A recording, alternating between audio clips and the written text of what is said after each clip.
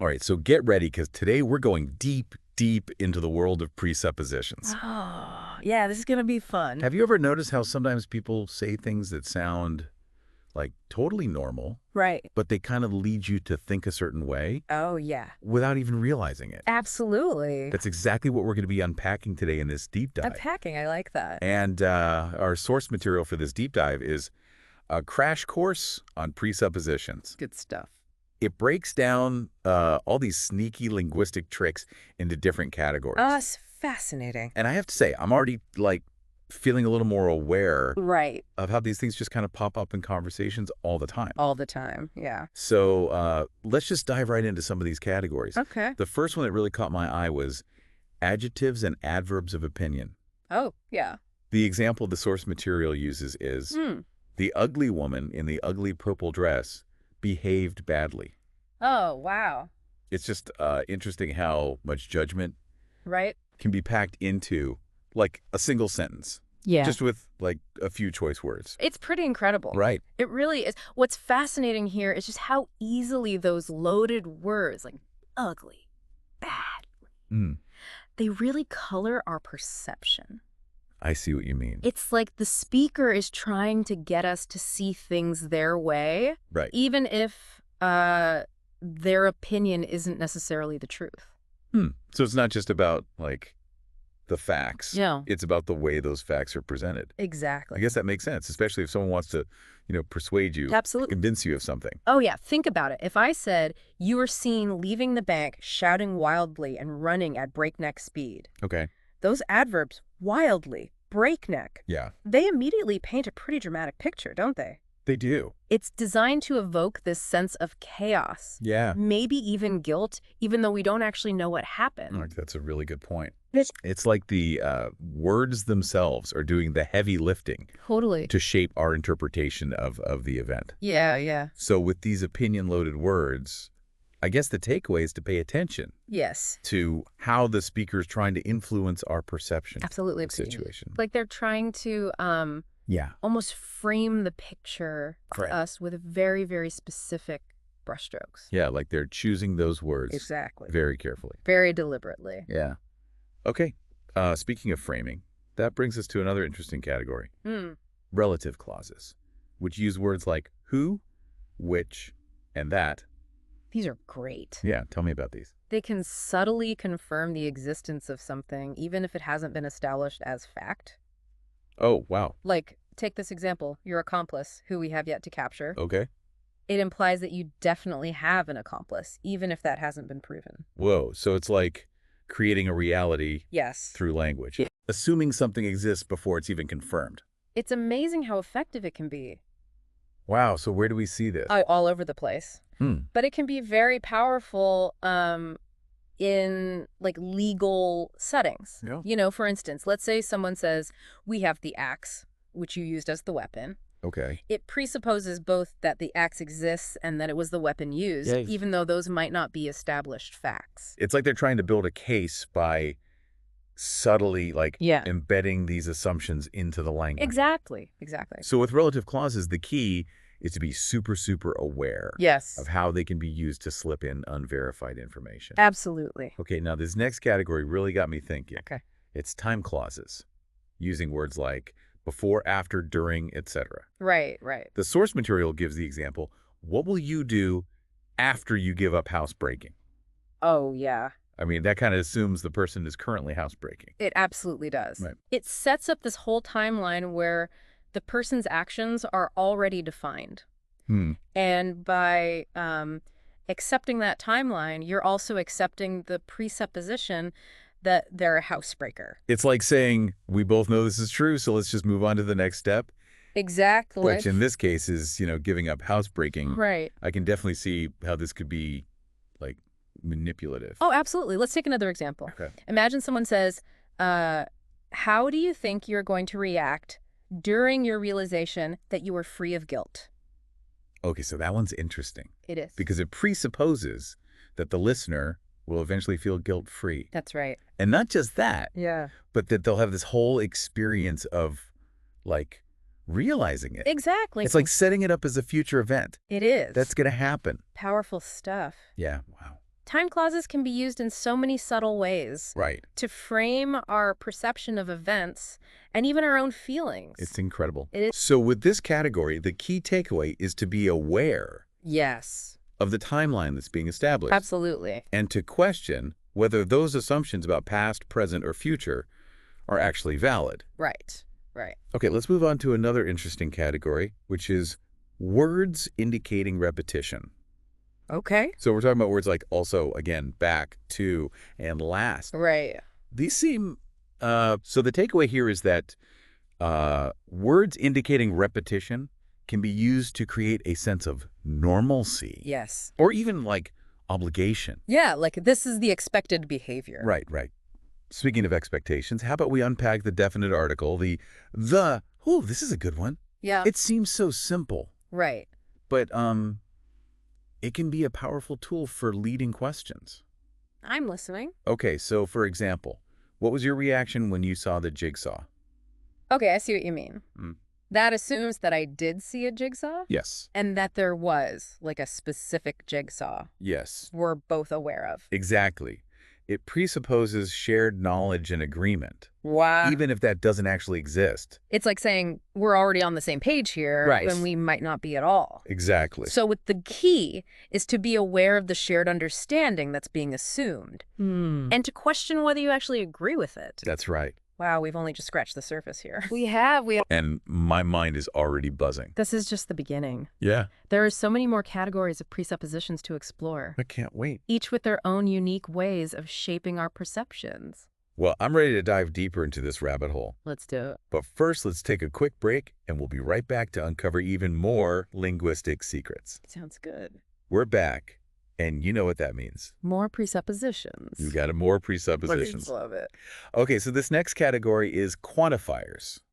And these are words like all, each, every, some, few, many, and none. Right. So I'm guessing these can be used to make some pretty sweeping generalizations. You are exactly right. Yeah. Quantifiers can be used to create a sense of agreement or inclusivity without actually providing any concrete evidence. I see. For example, imagine someone saying each of us has talent that others don't have, and each of us could learn from one another. Don't you agree? Okay, so that presupposes that everyone has some unique talent, even though we haven't actually identified what those talents are. That's exactly right. It sounds positive, but it's not really saying anything specific. Exactly. It's a way of creating a shared belief without providing any real support. It's like saying we're all special in our own way, Right. but without actually defining what makes each person special.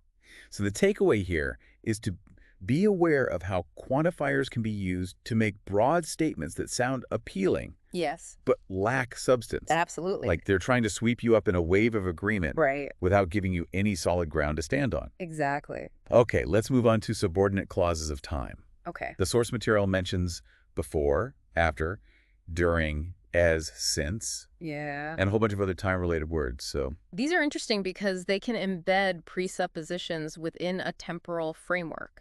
For example, after you begin to use these skills, you will notice that you are able to develop rapport with anyone with total ease. okay, so that presupposes that the listener will eventually use these skills, and that using them will lead to effortless rapport.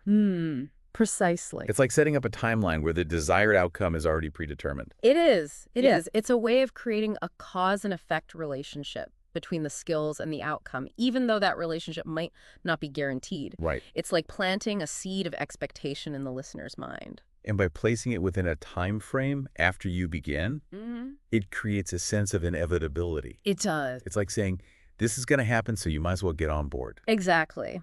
Here's another clever example. Okay. During our time together today, could you be applying the benefits you will be discovering about this product to your life? Ooh, that one's good. Yeah. It presupposes that we'll be spending time together, Yes. that the listener will discover benefits from the product, Right. and that they can start applying those benefits immediately. That's right. It's like a triple whammy of presuppositions, all wrapped up in a seeming and innocent question. It is. It's like you're creating a whole scenario in your mind without you even realizing it. They are. I'm starting to realize just how much our language is loaded with these hidden assumptions. It's remarkable. It's like we're constantly being nudged in certain directions without even knowing it. It's true, and we're not done yet. Let's explore time number presuppositions. Okay. I'm intrigued what kind of words fall into this category. Think of words like before, former, another currently, while, during, after, when, and so on.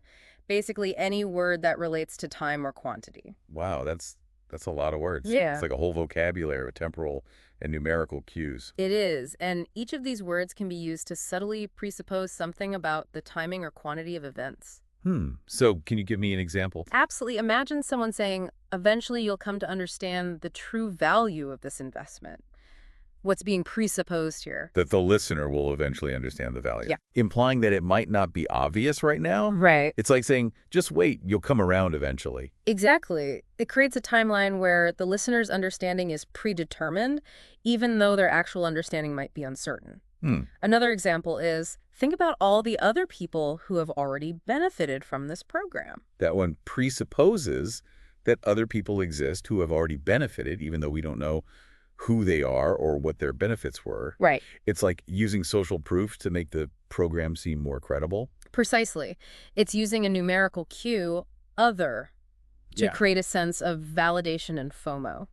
Okay, this is getting a little mind-bending. It is, isn't it? It's like we're peeling back the layers of language and revealing all these hidden mechanisms of influence. That's what makes this deep dive so fascinating. Yeah. We're not just learning about language, we're learning about how language shapes our thoughts, beliefs, and actions. Right. And we're just getting started. Bring it on. Yeah. I'm ready for more.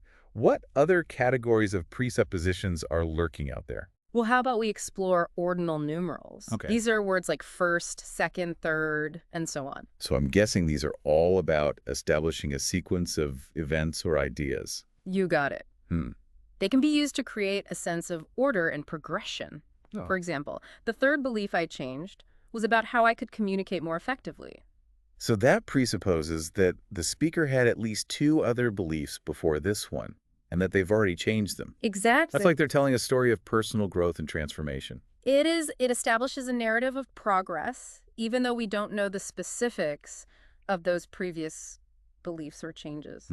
It's fascinating how these seemingly simple words can be used to construct such elaborate narratives. It is. What about comparatives? Okay. Those are words like more, and less, right? That's right. Comparatives are all about making comparisons, and they can be used to sneak in some clever presuppositions. For example, do you know anyone who learns even faster than you do? That one presupposes that I'm already a fast learner. Exactly. It's a compliment disguised as a question. It is. It's a subtle way of setting a high standard for the listener. Another example is, the more we use language to create new possibilities for the future, the more changes we can make that will actually move us toward our goal. Okay, that one's interesting because it presupposes that using language can create new possibilities. Right. And that those possibilities can lead to positive change. That's right. It's like a whole philosophy of language baked into one sentence. It is, and it's presented in a way that makes it sound self-evident and undeniable. Wow, these comparatives are powerful. They could be used to set expectations, make comparisons, and even imply values and beliefs. They are. Okay, now this next category is particularly intriguing. Mind reading. Ah, yes, mind reading. This one's always fun to unpack. Yeah, tell me about this. Of course, it's not about actual mind reading, Right. but about making assumptions about someone's thoughts or feelings and stating them as fact. Okay, so it's more like mind guessing or Right. mind assuming. Exactly. Got it. Yeah. So can you give us an example? Of course. Imagine someone saying, I know that you are the type of person who wants to be really successful. Okay, so they're assuming they know my desire for success, Yeah. even though I might not have explicitly said that? Right. Like they're putting words in my mouth? Yes. But in a way that's supposed to be, like, flattering. Exactly. And that's what makes it so effective. Yeah. It creates a sense of intimacy and understanding, Right. even if that understanding is based on assumptions rather than actual knowledge. Huh. Another example is, you realize that you need to improve your communication. That one presupposes that the listener is aware of their communication shortcomings. Yes. Even though they might not have explicitly admitted it. That's right. It's like saying, we both know this is true, so let's not pretend otherwise. Precisely. It's a way of putting words into the listener's mouth and making them feel like they've already acknowledged a problem. It's almost like a self-fulfilling prophecy. If someone keeps telling you that you need to improve your communication, you might start to believe it. Right. even if you didn't think it was an issue before. That's the power of suggestion, and presuppositions are masters of suggestion. Wow. Okay, let's keep going. What's next on our presupposition adventure? How about we explore lost performatives? Okay, lost performatives. Yeah. That sounds kind of mysterious. What are those all about? These are statements of judgment beliefs or standards that are expressed in a way that obscures the person making the judgment. Okay, that sounds a little abstract. Can you give me a concrete example? Absolutely. Imagine someone saying, "It is going to make pervasive changes in your life." So it's stating an opinion as if it were an objective fact without revealing who is making that judgment. Exactly. It's a way of making an opinion sound like a universal truth. Like this is just how it is. Right. Without any explanation or justification. Exactly. And another example is, it has been proven that once you hire a communication firm like mine, productivity goes up. That one's interesting because it uses the passive voice. Yes. It has been proven Right. to avoid stating who did the proving. Right. It's like they're trying to make it sound like a scientific fact when it might just be their own biased opinion. Precisely. It creates a sense of authority and credibility without actually revealing the source of that authority. Here's another one. One thing we know is that people who have studied NLP in depth think that it is the world's greatest communication model. That one presupposes that there is a group of people who know this to be true. Yes. But we don't know who they are or what their credentials are. That's right. It's like an appeal to like an anonymous authority. Exactly. It's all about creating a sense of consensus and authority without providing any real evidence. Like, trust me, everyone agrees with me. Right. But they don't actually name anyone. Exactly. These lost performatives are like linguistic smoke and mirrors. They are. They're designed to make opinions sound like facts. Yes. And to create a sense of authority without any real backing. It's true. Okay, let's keep going. What's next on our presupposition adventure? How about we dive into cause and effect? Ooh, this one sounds particularly persuasive. It can be. I'm ready to see how cause and effect can be used to sneak in some presuppositions. Imagine someone saying, "Coming to this seminar will cause you to begin to understand communication and begin to make changes in all areas of your life." So that presupposes that attending the seminar is the cause of understanding communication. Right. And making life changes. Exactly. It's like saying this seminar is the magic bullet you've been waiting for. Precisely. It creates a direct link between the action and the outcome, even though other factors might be involved. Right. It's a classic sales tactic promising a specific result that may or may not be true. It's like a sales pitch disguised as a statement of fact. Exactly. And it can be very effective at motivating people to take action because it promises a specific result. Right. Another example is, now that we have realized that you have a communications problem, we can begin the work to solve it. Okay, that one presupposes that the listener has a communication problem. That's right. And that the speaker is the one who can solve it. You got it. It's like they've diagnosed you and are now offering the cure. Exactly. It's a way of establishing expertise and offering a solution all within a single sentence. Wow, these cause and effect presuppositions are sneaky. They are. They can be used to make promises, offer solutions, and even assign blame. They can. It's like they're creating a whole narrative of cause and effect, even if that narrative isn't actually true. They're incredibly versatile, and they can be found in all sorts of communication, from advertising to political speeches to everyday conversations. I'm starting to see the world in a whole new light. It's like I've been living in a linguistic fog, and now it's starting to clear. That's the power of awareness. Once you start to see these presuppositions, you can't unsee them. Yeah. And that awareness gives you more control over how you interpret and respond to the messages you receive. Okay, let's keep going. What's next on our presupposition journey? Let's explore complex equivalence. Complex equivalence. So it's like saying A equals B. Right. But with a linguistic twist. Exactly. But the trick is that the equivalence might not be objectively true. Okay, give me an example. Absolutely. Imagine someone saying, "Taking this seminar is one of the best ways to make sweeping changes." Okay, so that equates taking the seminar with making sweeping changes. Yeah. Even though those two things might not be directly related. Precisely. It's like saying if you do this one thing, all your problems will be solved. Exactly. It's a way of making the seminar seem more valuable and impactful than it might actually be. Another example is, since both of us have found that communication is success, how can we begin to work together to make you successful? That one equates communication with success. Yes. Which is a pretty bold claim. It is, and it's presented in a way that makes it sound like a shared belief, even though the listener might not actually agree with that equation. These complex equivalents are clever. They can be used to make associations, create equivalences, and even imply values and beliefs. Oh. It's like they're rewiring our brains to see things in a certain way. They're masters of subtle persuasion now for a category that digs a little deeper into our internal experience. Okay. Presuppositions of awareness. Presuppositions of awareness. Ooh, that sounds intriguing. What kinds of words are we talking about here? Think of verbs and adverbs related to thinking, feeling, and perceiving words like realize, understand, aware, notice, and so on. So these could be effective at shaping someone's internal experience. Give me an example. Imagine someone saying, is the awareness of the power of this program starting to sink in? So that question presupposes that the listener is becoming aware of the program's power, even though they might not have consciously acknowledged it yet. That's right. It's like planting that seed of awareness in their mind. It is. It's a way of making that awareness seem more real and inevitable. Another example is, the more you begin to construct in your mind the ways you'll be using these skills, the more you'll begin realizing now the explosively wonderful experiences you can begin having. Okay, that one's a mouthful. It is. So it presupposes that the listener will use the skills, Right. that using them will lead to wonderful experiences. Yes. And that they can start realizing those experiences right now. Exactly. It's like a whole cascade of positive presuppositions It is. designed to get the listener excited and motivated. That's right.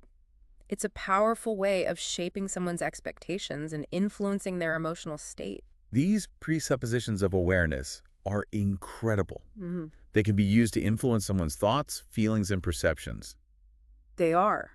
all by subtly suggesting that those thoughts, feelings, and perceptions already exist. They're incredibly powerful, especially when used in combination with other types of presuppositions. Okay, my mind is officially blown. I need a moment to process all of this. Take your time. We covered so much ground already, and I feel like you're just scratching the surface. We are just getting started. There's a whole universe of presuppositions out there just waiting to be decoded. Okay, let's keep going. What other linguistic treasures await us in this deep dive? Well, how about we explore spatial presuppositions? Okay, spatial presuppositions. Which use words related to location, direction, and movement. Okay, so I'm curious to see how space can be used to embed hidden assumptions. It's fascinating. Think of words like against, along, among, behind, below, beyond, and so on. Basically, any word that creates a sense of space or movement. Okay, that makes sense. But how are these words used to create presuppositions? Can you give me an example? Absolutely. Imagine someone saying, from among the positive thoughts that you're already starting to realize you have about working with our firm, will come the most obvious yet overlooked reason to bring us on board now. Okay, that sentence presupposes that the listener is already having positive thoughts about the firm. Right. And that there's an obvious reason to hire them? Yes. Even though those things might not be true. Exactly. It's using spatial language from among, come, Yeah. to create a sense of inevitability and direction. It's like they're saying, the answer is already within you, you just need to find it. Another example. Of course. To expand on your ever-growing ideas that contain the essence of your good feeling regarding using this information powerfully, think of the money you will be making. That one presupposes that the listener's ideas are already growing and that they have a good feeling about using the information. So that's right. It's like they're painting a picture of abundance and success, all based on assumptions that might not be true. You got it. It's using spatial language, expand, contain, to create a sense of growth and potential. Right. It's like saying, the future is bright and you're on the right track. These spatial presuppositions are incredibly subtle. It's like they're creating a mental landscape where certain ideas are already in place and certain outcomes are already predetermined. That's a great way to put it. They're shaping our perceptions without us even realizing it. Okay, this is mind-blowing. Yeah. I never realized how much our language is loaded with these hidden spatial cues. It's like there's a whole hidden dimension to communication that I'm just now starting to see. That's the beauty of this deep dive. Yeah. We're uncovering a whole new way of looking at language and understanding its power. Okay, speaking of power, let's move on to a category that's particularly potent. Holistic predicates. Okay.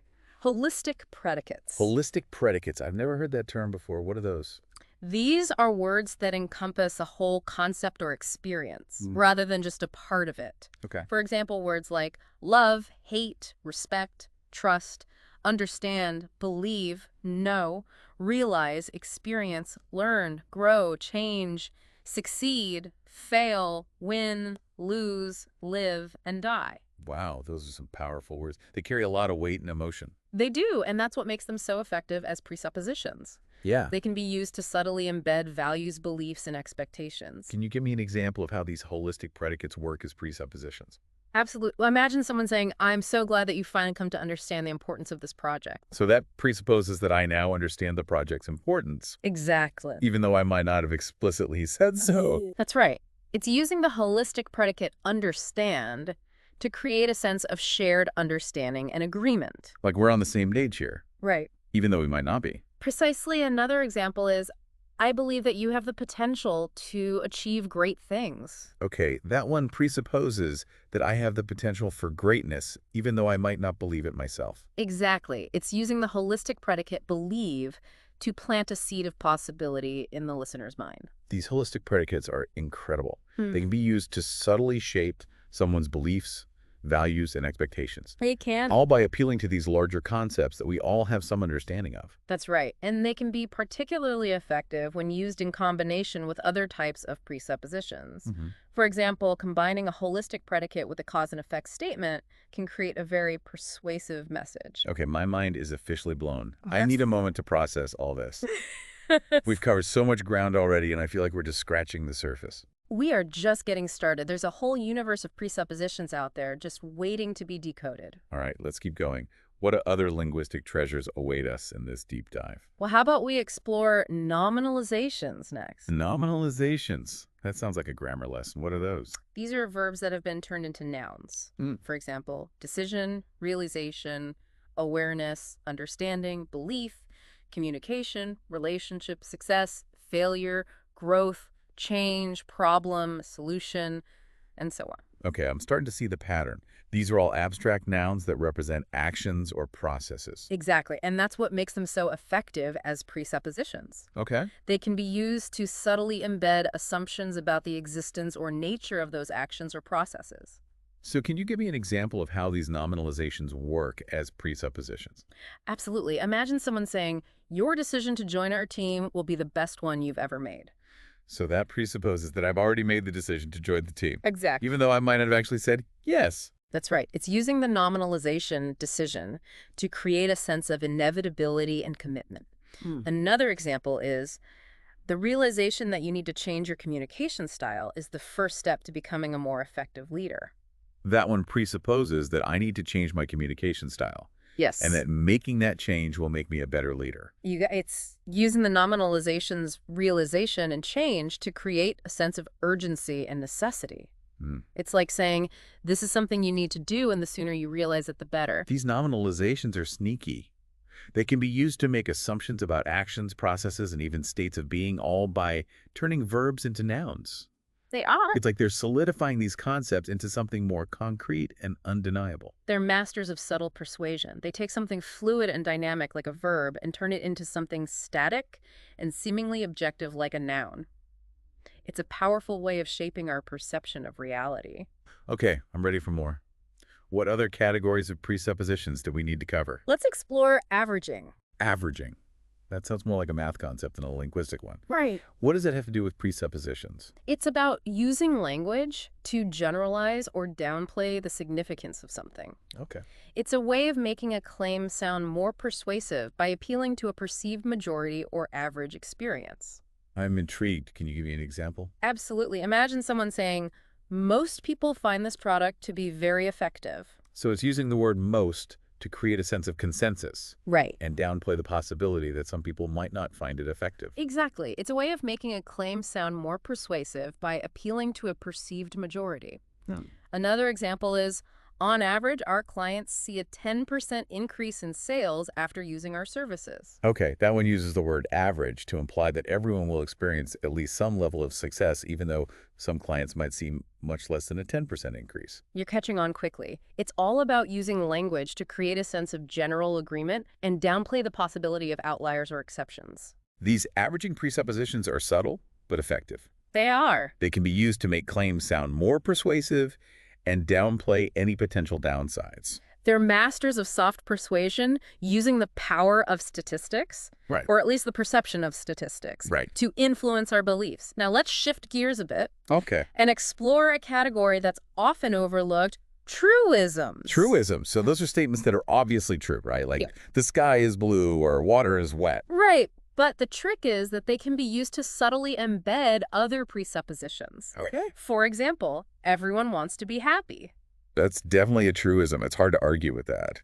But how is it a presupposition? Well, notice that it presupposes that happiness is a desirable state and that everyone is capable of achieving it.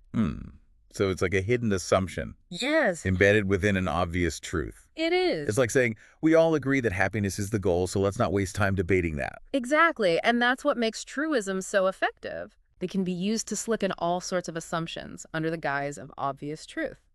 Like a Trojan horse. Exactly. Yeah. Another example is people make mistakes. That's another classic truism. It is. But it presupposes that mistakes are inevitable and that everyone is susceptible to making them. Precisely, it's a way of normalizing mistakes and making them seem less threatening.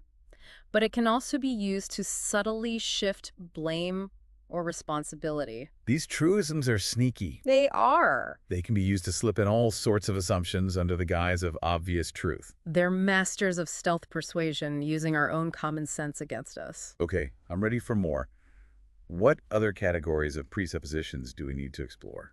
Let's dive into double binds. Double binds. Those sound tricky. What are those? These are statements that offer two or more choices, but all of the choices lead to the same outcome. Okay, that sounds like a linguistic trap. It can be. Can you give me an example? Absolutely. Imagine someone saying, would you like to sign the contract now or after you've had a chance to review it? So both choices presuppose that I will eventually sign the contract. Exactly. It's like they're giving me the illusion of choice while subtly steering me towards the outcome they desire. Exactly. It's a way of making the desired outcome seem inevitable, regardless of the choice the listener makes. Another example is, do you want to pay with cash or credit card? That one presupposes that I'm going to pay, Right. regardless of the payment method. Exactly. It's like closing the deal before I've even had a chance to object. It's a subtle way of eliminating any possibility of backing out. These double binds are clever. They can be used to limit choices, create a sense of inevitability, and even manipulate people into taking a specific action. They're masters of strategic communication, using language to subtly box you in and guide you towards the desired outcome. Okay, I'm ready for more. What's next on our presupposition adventure? Let's explore conversational postulates. Conversational postulates. Those sound intriguing. What are those? They're questions that are phrased in a way that presupposes a specific answer. So it's like a sneaky way to get someone to agree with you. It can be. Give me an example. Absolutely. Imagine someone saying, "Can you close the door?" So it's not really a question about my ability to close the door. It's a request phrased as a question. Exactly. And most people will automatically respond by closing the door, even though they weren't explicitly asked to do so. Another example is, "Can you pass the salt?" Okay, that one presupposes that I'm willing and able to pass the salt. It's a polite way of making a request without directly stating it. These conversational postulates are fascinating. They can be used to make requests, get agreement, and even influence people's behavior. They're masters of subtle influence, using the structure of a question to guide us towards a specific action or response. Okay, I'm ready for more. What other categories of presuppositions do we need to explore? Let's dive into negative presuppositions. Negative presuppositions. Those sound a bit ominous. What are those? They're presuppositions that are embedded within negative statements. For example, don't think of a pink elephant. It's impossible to not think of a pink elephant when someone tells you not to. Exactly. The negative statement actually reinforces the idea. It's trying to negate. Right. Another example is, you wouldn't want to make a mistake, would you? That one presupposes that making a mistake is a bad thing. Yeah. And that I'm capable of making one. Right? It's like planting a seed of doubt and fear. You got it. It's a way of subtly discouraging a particular action by highlighting the negative consequences. These negative presuppositions are sneaky. They are. They can be used to reinforce negative ideas, Right. create anxiety, Yes. and even manipulate people's behavior. They're masters of reverse psychology, using negation to subtly suggest the very thing they're claiming to avoid. Okay, I think I'm starting to get a handle on these presuppositions. We've covered a lot of ground today. We have, and it's just the tip of the iceberg. There are many more types of presuppositions out there, and new ones are being discovered all the time. But even with the categories we've explored today, you're already well on your way to becoming a more discerning listener and communicator. This has been an incredible journey into the hidden depths of language. I'm starting to see the world in a whole new light. Absolutely. It's like we're taking all this knowledge about presuppositions and kind of flipping the script, you know? Yeah. Instead of using them for manipulation, Right. we're using them as tools for positive change. I love that. Yeah. So how would we do that? Well, think about it. Instead of that bank robbery example with all those loaded words, Right. we could try something like, when you share your unique talents with the team, everyone benefits. Okay. Yeah, that's great. Right. It presupposes the listener has unique talents. Exactly. And that sharing them is a good thing. It does. And it does all that without being forceful or manipulative. Right. It's really cool. Yeah, it creates this subtle shift in the whole dynamic, It does. It's like we're building people up. Yeah. And creating a more supportive environment just through our choice of words. Absolutely. It highlights the power of positive reinforcement. Instead of focusing on what someone shouldn't do, we're emphasizing their strengths and the positive impact they can have. Okay, I like it. And what about those time clauses? Okay. Instead of after you give up that bad habit, we could say, as you continue to make healthier choices. That's so much better, isn't it? It is. It acknowledges the listener's agency and frames their actions in a positive light. Yeah. It's about encouraging growth, not shame. This is making me think about all those ads we see. Oh, yeah. That are just packed with presuppositions like, are you starting to realize how much you need this product? Like we could flip that around and say, as you become more aware of your own needs, you'll naturally gravitate towards solutions that align with your values. That's a powerful shift. Yeah. It respects the listener's autonomy while still guiding them towards a positive outcome. Right. So you're not pushing a product on them. Exactly. You're just helping them come to the decision on their own. Yes. It's about helping them make informed decisions that are right for them. This whole idea of using presuppositions for good is really resonating with me. It's like we're taking this knowledge about how language can be used to influence people and using it to create a more conscious, ethical, and empowering way of communicating. Absolutely. It raises a really interesting question, though. Okay, what's that? Can we truly separate the persuasive intent from presuppositions, even with the best intentions? We're still trying to guide someone's thoughts or actions. That's true. Right. It's a bit of a gray area. It is, yeah. I think maybe the key is transparency. Okay.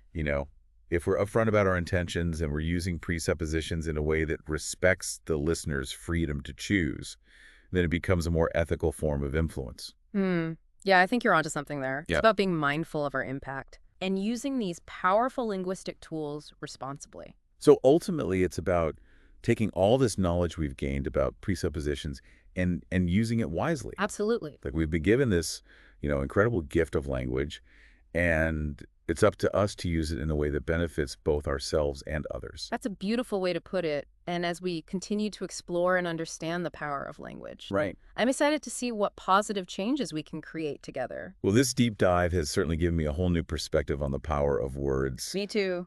I'm feeling inspired to use my newfound knowledge for good. I hope our listeners are feeling the same. It's been such a fascinating journey exploring these subtle linguistic tools. It really has. And remember, the more aware we become, the more empowered we are to use language consciously and create a more positive world. Absolutely. So to everyone listening, keep those ears open and those minds sharp. Yes. Happy decoding.